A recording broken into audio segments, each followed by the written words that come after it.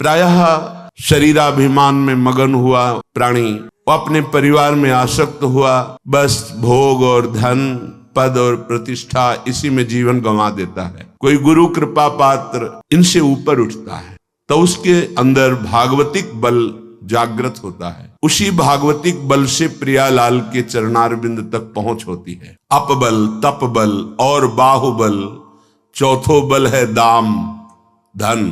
सूर किशोर कृपा ते सब बल हारे को हरि नाम।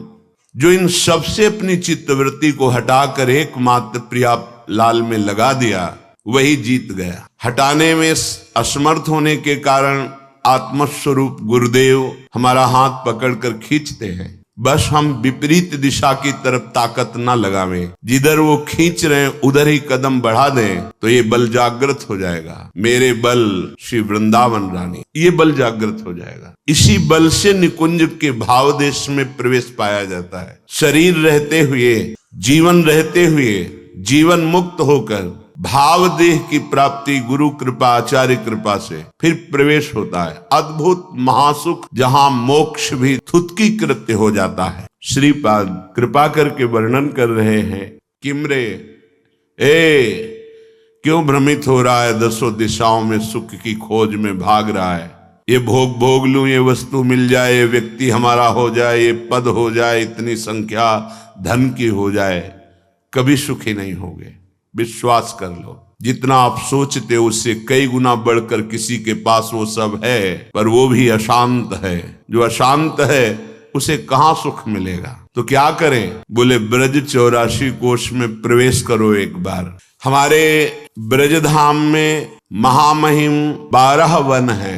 मधुवन, तालवन, कुमुदवन, बहुलावन, कामवन, अदिरवन, वृंदावन, भद्रवन, भांडीरवन, लोहवन, महावन। ये ऐसे महामहिम है कि इनमें जो एक बार प्रवेश कर जाए और यहाँ की रहनी से 3 रात ही रह जाए, उसे त्रिभुवन में भटकना नहीं पड़ेगा। वो कभी 84 लाख योनियों में नहीं जाएगा। इसने ब्रज 84 कोश की परिक्रमा कर ली। 12 वन और 24 उपवन, इन सब की परिक्रमा हो जाती है।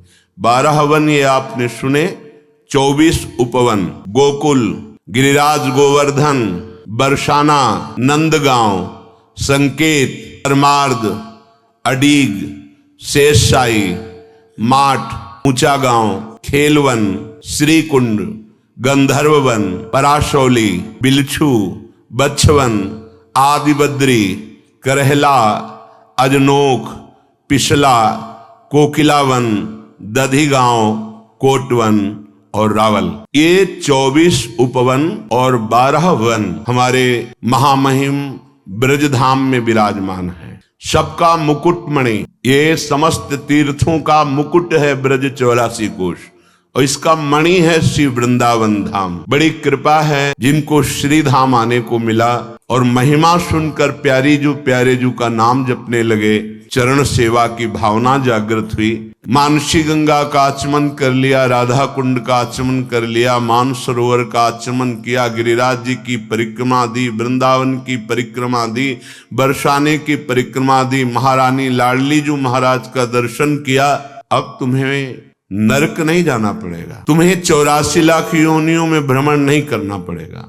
और कहीं सौभाग्य मिल गया कि जीवन में एक बार पद यात्रा करते हुए 84 कोश की। ये गाड़ियों से दर्शन करना अलग बात है, लेकिन जो पद यात्रा है बहुत बड़ी महिमा, बहुत बड़ी महिमा। यहाँ की समानता तीर्थराज प्रयाग भी नहीं कर सकते। वो आके यहाँ खुद घुटने टेकते हैं, यहाँ की रज में लौटते हैं। इसीलिए श्रीपाद कह रहे यहां तो अमृत समुद्र बह रहा है, काहे को भ्रमित हो रहे हो, सुख की लालसा में पापाचरण कर रहे हो। तुम ऐसा समझते हो कि पाप करके धन कमा लेंगे तो सुखी हो जाएंगे, कदापि नहीं। आश्रय ले लो हमारी किशोरी जी के जो जीवन है, प्राण धन है, श्री लाल जी महाराज बड़े करुणामय हैं। अगर इनके चरणों की वंदना कर ली, आश्रय ले ली, तो समस्त दुखों की निवृत्ति हो जाएगी। तो ये जिनके अधीन है, हम उनके चरणों का आश्रय लेने वाले हैं। फिर यहाँ श्रीपाद करे राधा जीवन बंधु श्री लालजू का आश्रय ले लो, तभी तुम जान पाओगे लाडली जू को। जिस पर श्री कृष्ण अत्यंत प्रसन्न है उसे राधा नाम जपने का सौभाग्य मिलता है, उसे राधा चरणारविंद की शरणागति मिलती है, उसे किशोरी जू के इस पावन धाम में आने का सौभाग्य प्राप्त होता है। बिल्कुल नहीं आता उसे परमार्थ का ककहरा भी, पर परमार्थ का सिद्ध महापुरुष हो जाएगा। बड़े कृपा सिंधु है हमारे माई श्यामाजू को। राज ये ठसक आ गई तो परमार्थ के ऊपर का राग, अनुराग, भाव, सेवा, स्मृति ये जागृत हो जाएगी। भगवान शंकर शनकादि सुखादि लेते हैं। यदि उन हरि के चरणों का आश्रय मिल जाए जो राधा जीवन बंधु हैं, तो कह रहे हैं जो बिल्कुल चल नहीं सकता है वो सुमेरु पर्वत को लांघ सकता है, ऐसी कृपा में ताकत है। जो समान भूमि में सीधे नहीं चल सकता है, पैर ठीक नहीं है, उस सुमेरु पर्वत को जो 4 लाख योजन का है उसको लांघ सकता है। हरि की कृपा में बड़ी सामर्थ्य है। अंधे को सब कुछ दर्शाई, हम सब अंधे हैं। जय मेरे सिवा कुछ नहीं भला दिखाई दे रहा है, सब श्री कृष्ण है नहीं तो अंधे हैं।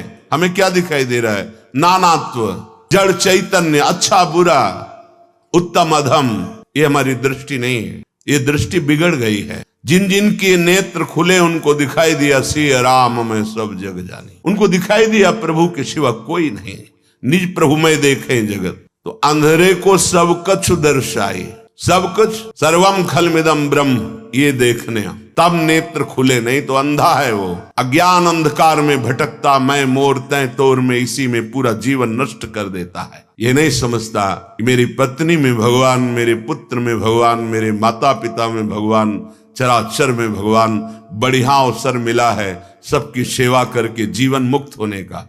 उसे अहम रहता है, ये मेरा घर, ये मेरी पत्नी, ये मेरा पुत्र, मैं इनका स्वामी, मैं जैसा चाहूं वैसा बर्ताव करूं। प्यारे भूल कर रहे हो। फिर काल जैसा चाहेगा वैसा बर्ताव करोगे तो काल पर विजय प्राप्त कर सके वो तो केवल दैन्य भक्त होता है।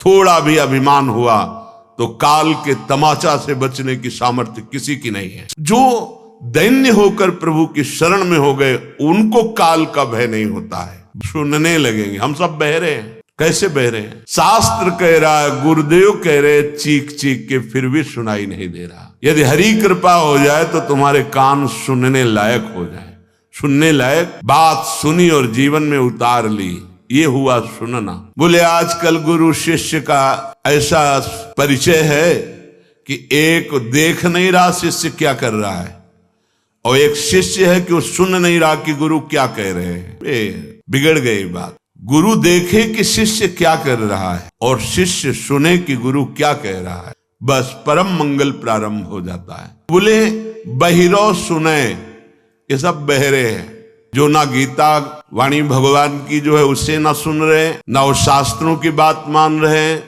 ना गुरुदेव की बात मान रहे। उनको सुनाई ही नहीं देता गुरुवाणी, उनको याद ही नहीं है कि गुरुदेव ने क्या आदेश किया, कैसे रहना है। पर जब हरि की कृपा हो जाती है फिर सुनाई देने लगता है। हम सब गूंगे हैं। जो भगवत वाणी रहित वाणी है उसका कोई महत्व तो नहीं है। आप खूब बोल रहे हैं लेकिन वो सत चर्चा नहीं है, भगवत चर्चा नहीं है, वो व्यर्थ की है। जैसे मेढक के बोलने का कोई अर्थ नहीं, ऐसे ही प्रपंच की वार्ता बोलने वाले की जबान का कोई अर्थ नहीं। अर्थ है तो भगवान नाम कीर्तन, भगवान महिमा गुण गायन, भक्त चर्चा, भगवान की चर्चा, तो तुम्हारी जबान सार्थक है। हरि कृपा हो जाए तो हमारी जबान सार्थक हो जाए। बिना पढ़े लिखे सब वेदों का सार तुम्हारी वाणी में आ जाएगा यदि नाम जब चल रहा है और श्री भगवान के चरणों का आश्रय है। कृपा हो जाए तो गलियों में भटकने वाला भिखारी, त्रिभुवन पति भगवान श्री हरि की कृपा से वो सर्व पूज्य हो जाए, वो महान प्रतिष्ठाशाली हो जाए, वो चक्रवर्ती सम्राट बन जाए या देवराज इंद्र पद मिल जाए, कुछ भी दुर्लभ नहीं है। जैसी द्वारिकापुरी वैसी ही सुदामा जी की सुदामापुरी की रचना भगवान ने की। ऐसे भगवान के चरण कमल का जिसने आश्रय ले लिया, करुणामय हमारे प्रभु सब क्षमा कर देते हैं। अब तक जो हुआ अब सुधार कर, हर कदम तुम्हें सुधरने का चांस है, पर बार बार प्रमाद स्थिति में यदि अपराध करोगे तो बुद्धि संभलने लायक ही नहीं रह जाएगी। इस बात को आप समझिए। गुरुवाणी संतवाणी करुणा से भरी होती है, वो केवल आपके सुख के लिए है।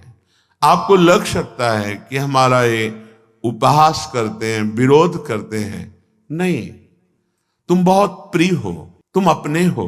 अब तुम्हें श्री जी मिल जाए, तुम दुखों से बच जाओ, इसलिए। अगर दुखों से बच गए तो हमारा प्रयास सार्थक हुआ, हमारा शरीर धारण करना सार्थक हुआ। यदि हम तुम्हें दुखों से न बचा पाए और तुम उसी माया प्रपंच में फंसे रहे, तो हमारा कलंक है तुम्हें शरण में स्वीकार करना। यदि तुम्हारा कल्याण न हो सका, तुम्हारा मंगल न हो सका, ये हमारी सेवा है। आप हमें सहयोग दें, आप हमारी बात को सुने और माने, तो बहुत जल्दी आपको लाभ मिल जाएगा।